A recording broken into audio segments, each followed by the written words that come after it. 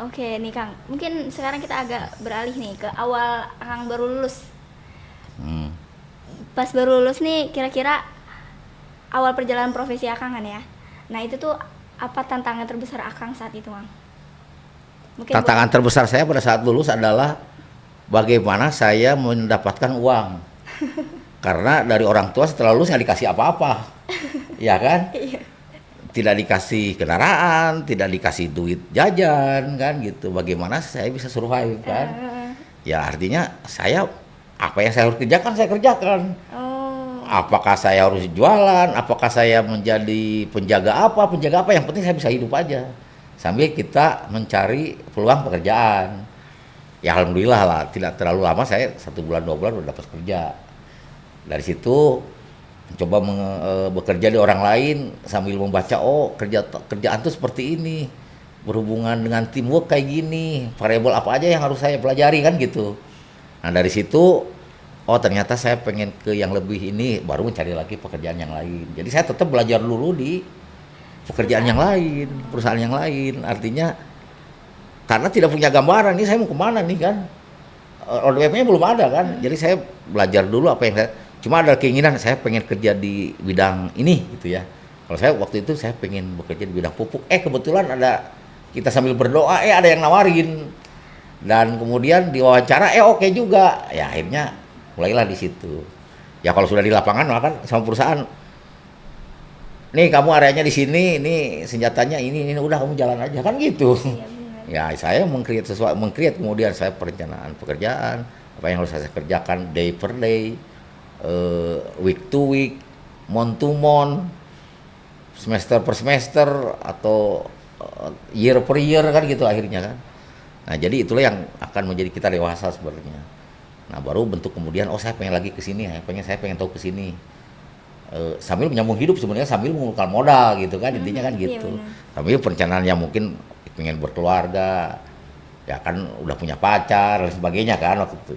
Ya akhirnya ya sesuai dengan itu akhirnya menemukan, oh ternyata saya cocoknya di sini, saya cocoknya di sini.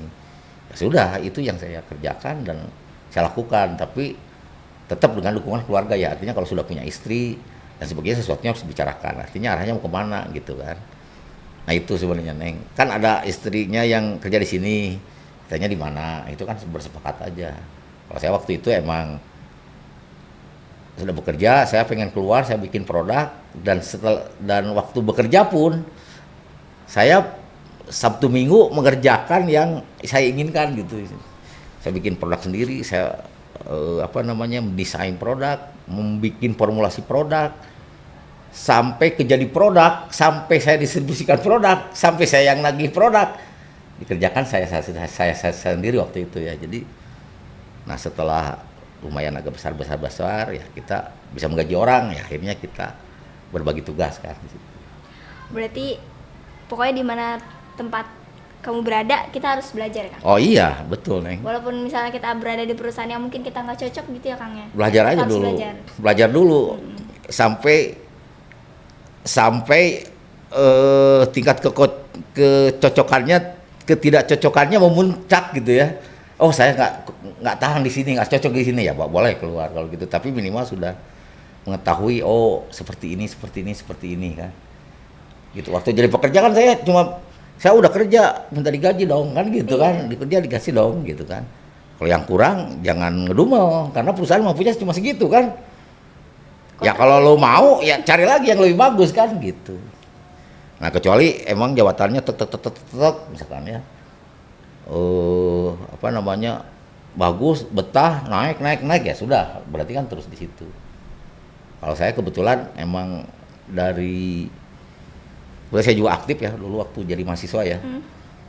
aktif di, waktu itu ketua angkatannya saya, terus ketua himatannya masih teman kita, tapi kan kita support mereka ya. Terus saya juga dulu ada namanya Forum Komunikasi Jurusan Ilmu Tanah Nasional, namanya Proximity namanya ya. Oh, masih ada Forum sampai sekarang. Komunikasi Himpunan Ilmu Tanah Ya, masih ada sampai sekarang. Indonesia ya. Hah? Nah, saya dulu aktif di situ. Oh. Jadi yang berhubungan dengan teman-teman yang ada di selain Unpad itu saya aktif di situ. Oh. Nah, di proximity. Jadi waktu itu ya secara organisasi ya saya banyak belajar dari situ. Nah, dari situ ya udah kebayang lah organisasi kayak gimana kan.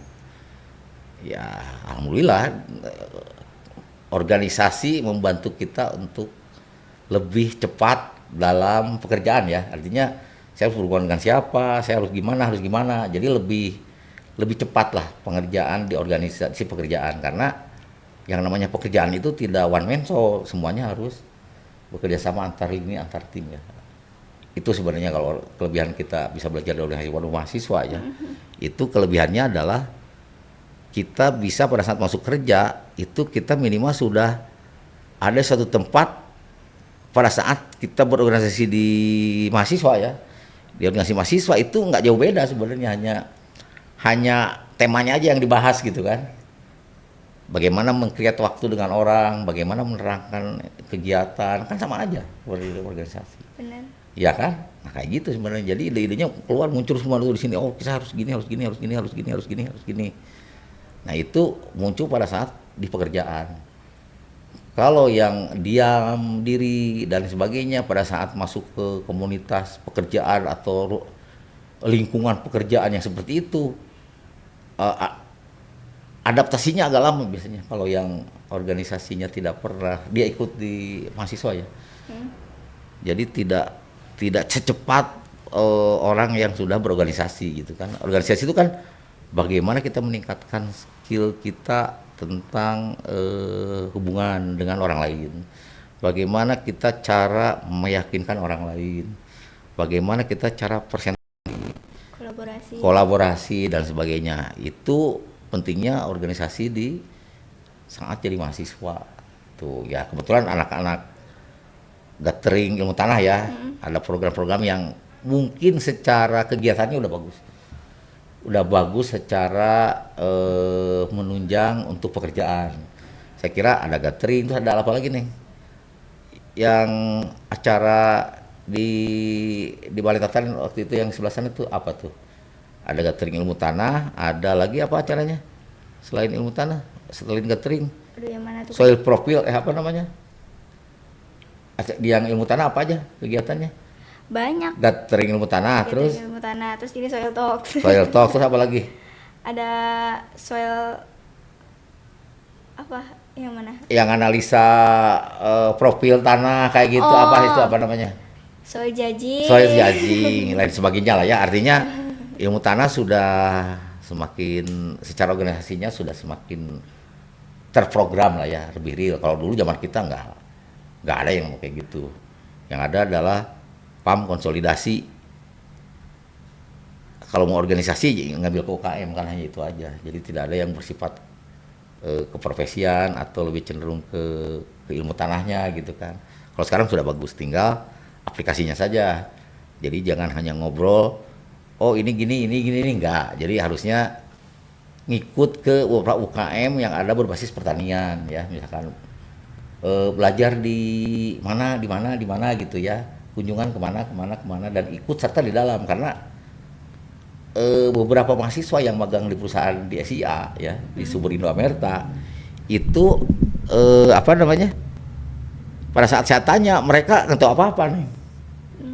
Nih kalau Neng berarti kapan magangnya? Udah magang? Udah.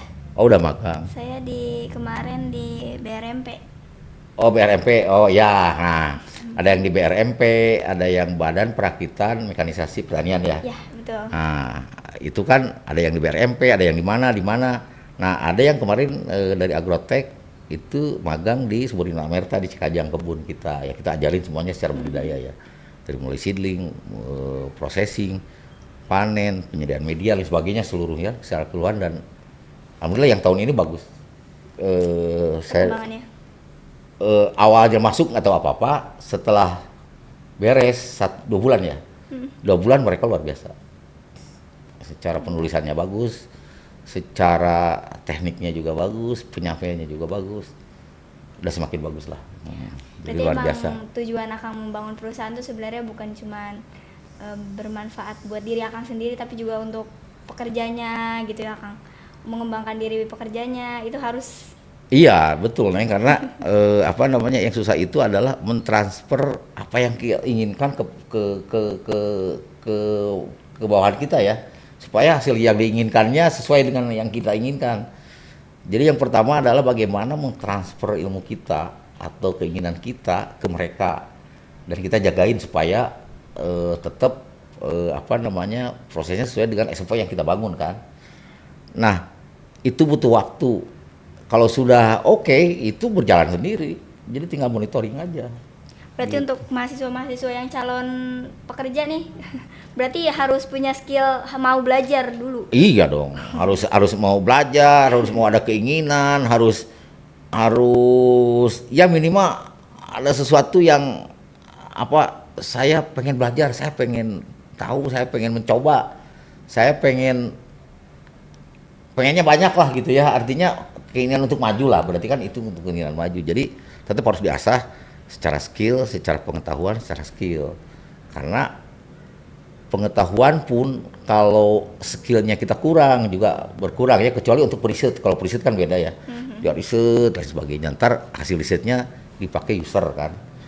Nah itu bagaimana kesenangan kita aja, passionnya. Tapi kalau menurut saya diharapkan mahasiswa sekarang itu ya anak ilmu tanah terutama, karena anak himatan itu dari dulu beda dengan yang lain ya, artinya ya ya paling beda lah dengan Gimana yang tuh lainnya. Kang? Ya kalau zaman dulu nampak lah, karena dulu itu ilmu tanah itu nggak pernah ada cewek, bukan nggak pernah ada cewek, ceweknya sedikit. Ceweknya sedikit. Angkatan saya cuma 4 orang, misalnya cowok kan. Kalau sekarang berbalik kan, Iya. perempuannya banyak, laki-lakinya sedikit. Nah karena itu mungkin pertumbuhan apa namanya penduduk yang cenderung wanitanya lebih banyak kan jumlahnya. Tapi is okay. Sekarang kan ada yang namanya gender ya.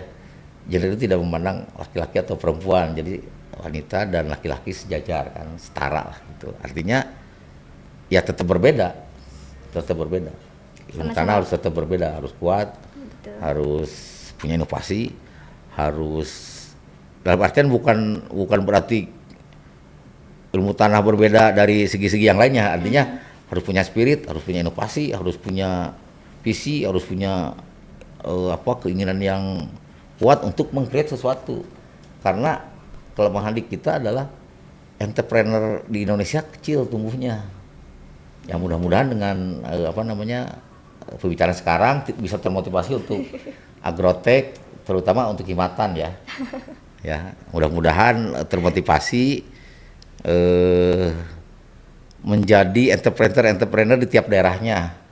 Kalau dari Padang, dari Sumatera Utara, dari Sulawesi, yang kuliah di sini, kemudian datang lagi ke daerahnya, bisa membangun daerahnya. Bisa membangun, bisa dari dinas, bisa dari bekerja di BUMN, bisa menjadi petani yang tangguh, menjadi pemuda inovator, menjadi pengusaha yang luar biasa, yang bisa mengangkat perekonomian masyarakat yang ada di sekitarnya, bisa memberikan pengaruh yang besar ya. Nah itu yang luar biasa kalau saya. Kalau yang kerja di yang sudah ada standarnya itu kan biasa aja, karena ngikutin visi perusahaan. Tapi kalaupun visi perusahaannya bisa luar biasa dan dia menjadi sesuatu di perusahaannya, itu baru juga luar biasa ya. Yang lebih luar biasa adalah bagaimana mengkreasi sesuatu dan menjadi berguna orang lain, dan masyarakat di sekitarnya menjadi tumbuh ya. Artinya bisa lebih maju, bisa lebih teredukasi. Nah itu, jadi pemuda ilmu tanah kalau tidak berinovasi di perusahaannya, bisa wira swasta di masing-masing daerahnya, bisa menjadi pelopor desa, kemajuan dan lain sebagainya. Karena saya harapkan mungkin 5 tahun ke depan itu desa harus menjadi base untuk pangan di seluruh Indonesia ya. Mudah-mudahan anak ilmu tanah yang passionnya ke situ, Masya Allah. itu bisa menjadi penggerak ekonomi pedesaan atau perkotaan. Itu luar biasa Neng, karena tidak mungkin kan sekarang mau diam di kota, mau diam di desa, Sama-sama butuh pangan. duitnya kayaknya sekarang mirip karena marketingnya sudah marketingnya sudah tidak ada batas ya. Iya, Antara iya. desa dan kota kan sudah nggak ada yang diam di kampung tapi duitnya kayak di kota, Iya. ada yang di kota duitnya kayak di kampung gitu kan ya. Jadi sekarang sudah tidak berbatas, dimensi marketing itu sudah tidak berbatas kampung sama kota kalau menurut saya sekarang. Kalau yang bisa berkreatif dan pasarnya luas dan sekarang keterbukaannya sudah luas, ya itu yang diharapkan sebenarnya ya. Kalau sekarang lihat dengan adanya online marketing, pasar-pasar di desa itu sepi loh. Oh, coba datang pasar, asalnya ramai jadi nggak ada. Nah itu karena proses pergeseran pola marketing yang dulu di kota daerah misalkan Balubur mah pasti tetap ramai ya. Kalau di Jakarta yang paling ketahuan ramai, kan sekarang udah nggak ada, udah habis sama TikTok, udah habis sama lain sebagainya. Apakah kita mau tergerus dengan itu? Kan enggak, harus kita berkolaborasi, harus mengikuti tren yang ada kan akhirnya. Iya benar. Iya kan? Nah, ikuti semuanya, pahami semuanya pola-pola seperti itu ya, mudah-mudahan bisa terus besar dan besar gitu lah.